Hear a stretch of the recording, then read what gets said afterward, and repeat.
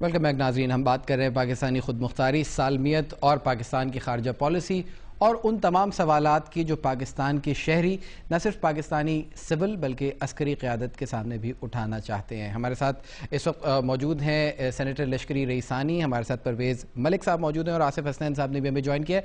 آصف صاحب، کچھ دیر پہلے سینیٹر لشکری ریسانی نے ذکر کیا ان پارٹیوں کا جو مختلف ادوار میں ڈکٹیٹروں کے ساتھ شامل ہو کر ایگریمنٹس کرتی رہیں۔ آخر آپ کس طرح دفاع کریں گے، اور اگر اس وقت غلط کیا تھا تو آج وہ صحیح کیسے ہوگا؟ اس بات کا اظہار کون کرے گا، اعتراف کون کرے گا، اور ادراک کیسے ہوگا؟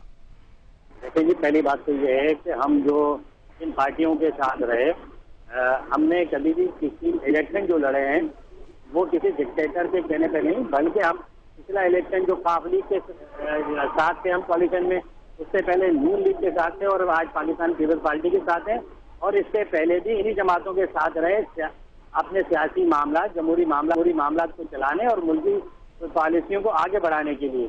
یہ ذمہ داری ان لوگوں کی تھی جو اسٹیئرنگ چلا رہے تھے، جن کے پاس اسٹیئرنگ تھا یا آج بھی اسٹیئرنگ ان کے پاس ہے کہ وہ ملک کو کس طرف لے جاتے ہیں۔ کون لوگ ہیں؟ ہم نے پہلے بھی مشاورت کی اور آج بھی ہم جو ہے وہ مشاورت کر رہے ہیں اور بتا رہے ہیں حکومت کو کہ کیا چیز بہتر ہے، کیا چیز بہتر نہیں ہے۔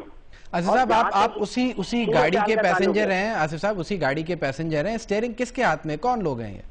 دیکھیں، اسٹیئرنگ تو یقینی طور پر ان حکومتوں کے پاس رہے جو حکومت کو رن کرتے رہیں، یا پھر اگر یہ کہا جائے کہ اسٹیئرنگ ہماری اسٹیبلشمنٹ کے پاس رہے کہ جو ہماری یہ پالیسی بناتے رہیں اور ہم اس ساری پالیسیوں کو انڈورس کرتے رہیں کہ جی یہ پالیسی صحیح ہے۔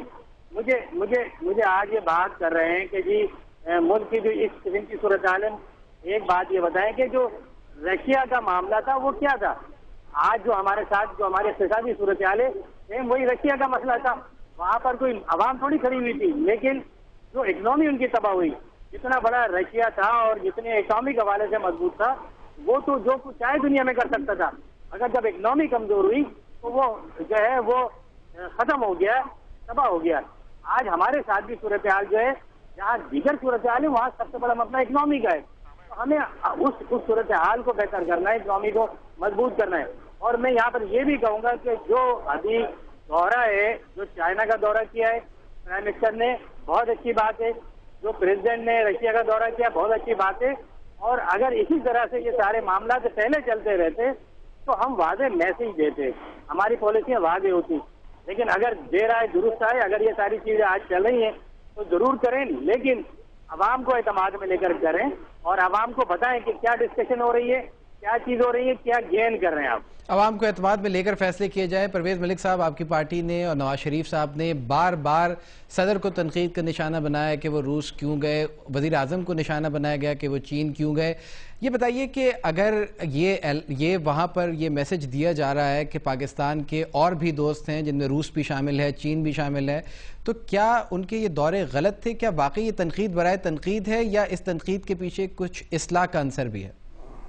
دیکھیں اسامہ، پہلے تو 3-4 سوال ہمارے پہ آ گئے۔ دیکھیں لشکری بھائی ہمارے بڑے سینئر ہیں، انہوں نے وہ چیزوں پہ تو تنقید کر دی کہ 10 سال کے لیے لوگ چلے گئے، چاہے ان کو زبردستی بھیجا گیا ہے، مگر اس پہ تنقید نہیں کی کہ آپ نے دیکھا کہ 2/3 کا پرائم منسٹر 1999 میں الیکٹ ہوا اور چند جرنیلوں نے اس کو گھر بھیج دیا۔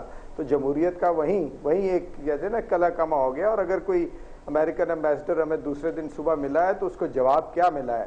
جواب وہ ملا ہے جو 1998 میں اٹامک ایکسپلوژن کی وقت وہاں کے صدر نے ہمیں فون کر کے کہا نہ کریں، مگر ہم نے کیا اور اس کے بعد خودداری کے ساتھ رہا۔ دیکھیں ہم اوورآل پرفارمنس کی بات کر رہے ہیں۔ اگر آج سمجھتے ہیں کہ آج عوام خوشحال ہے، اگر آپ سمجھتے ہیں کہ آپ اپنی خودداری کو قائم رکھ سکتے ہیں، اگر آپ سمجھتے ہیں کہ آپ اپنی انٹروژنس کو روک سکتے ہیں، اگر آپ سمجھتے ہیں کہ آج آپ کے ٹیکسیشن اور فسکل ڈیفیسٹ کنٹرولڈ ہے، اگر آپ سمجھتے ہیں کہ آج آپ کی ان امپلائمنٹ جو ہے وہ بہتر ہو گئی ہے، آج دیکھیں آپ کی قوم دلدل میں پھنستی جا رہی ہے اور صرف ان حکمرانوں کی وجہ سے پھنستی جا رہی ہے کہ ان کی اپنی ذاتی جو معاملات ہیں ان کو عیاشیاں سمجھ لیں، کوئی اور چیزیں شاہ خرچیاں سمجھ لیں۔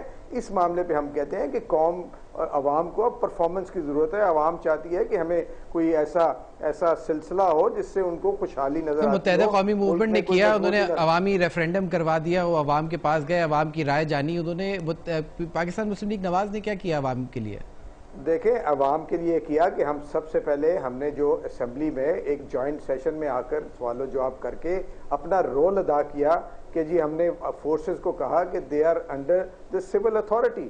ہم نے اپنا رول اس میں ادا کیا. ہم نے ڈیمانڈ کیا کہ آپ ایک ایسا قومی کمیشن بنائیں جو ان ساری خوبیوں اور خامیوں کو سامنے قوم کے سامنے ہائی لائٹ کرے تاکہ ہم اس سے سبق ہو. ہم نے یہ بھی کہا کہ اگر آج بھی انٹروژن ہوتی ہے تو اس کا کچھ نہ کچھ جواب آپ کو یہ جو ان کے نیٹو کے اکوپمنٹ جا رہا ہوتا ہے, ان کے ٹرکس جا رہے ہوتے ہیں, ان کی صورت میں ہونا چاہیے. ہم آج بھی حکومت سے پوچھتے ہیں کہ کیا وہ جو ایگریمنٹ کہا جا رہا ہے کہ یونیلیٹرل اگر کوئی ہائی ویلیو ٹارگٹ ہے اس کو کرنے کے لیے, تو یہ چیزیں جب تک آپ کے سامنے نہیں آئیں گی. میں سمجھتا ہوں مسلم لیگ نواز نے اس ڈکٹیٹر کے خلاف جدوجہد کی. ہمارے ساتھ پیپلز پارٹی موجود تھی, ہم نے جدوجہد کی اور اللہ کے فضل سے ہم نے اپنے اصولی موقع پہ. ملک صاحب آپ کہتے ہیں کہ چیزیں سامنے آنی چاہیے, آپ کہتے ہیں چیزیں سامنے آنی چاہیے, نیٹو کی سپلائی روک دینی چاہیے. آپ اس کمیٹی کے, آپ کی پارٹی اس کمیٹی کا, مواصلات کی کمیٹی کا حصہ رہی ہے جس میں یہ رپورٹ سامنے آئی کہ جی 7,500 کنٹینر میں سے 6,500 کنٹینر NLC کے ہیں. جب ویسٹڈ انٹرسٹ ہوں گے اداروں کے, افراد کے, تو کیسے وہ ساورنٹی, کیسے وہ پالیسی, کون امپلیمنٹ کرے گا وہ پالیسی؟ آپ مکس اپ کر رہے ہیں. وہ کنٹینرز تھے ٹرانزٹ ٹریڈ کے تحت جو مس ڈکلیریشن سے آئے ہیں. ہم بات کر رہے ہیں جو سپلائی لائنز جو امریکن فورسز کو, نیٹو کو ہوتی ہے, کسی قسم کا ہم کہتے ہیں کوئی تو کوئی تھریٹ ہو, کوئی تو کویسچن آدمی کر سکے کہ کوئی ساورنٹی کو بات کرتا ہے. ہم تو کہتے ہیں ٹیررزم کو ختم ہونا چاہیے, ہم کہتے ہیں کہ آپ جوائنٹ آپریشنز کریں, ہم کہتے ہیں کہ جی آپ خدایا اپنی فورسز کو اتنا مضبوط کریں کہ وہ خود اپنی انٹیلیجنس کو ایسے پرومپٹ کرے اور اس ملک کی حفاظت کرے.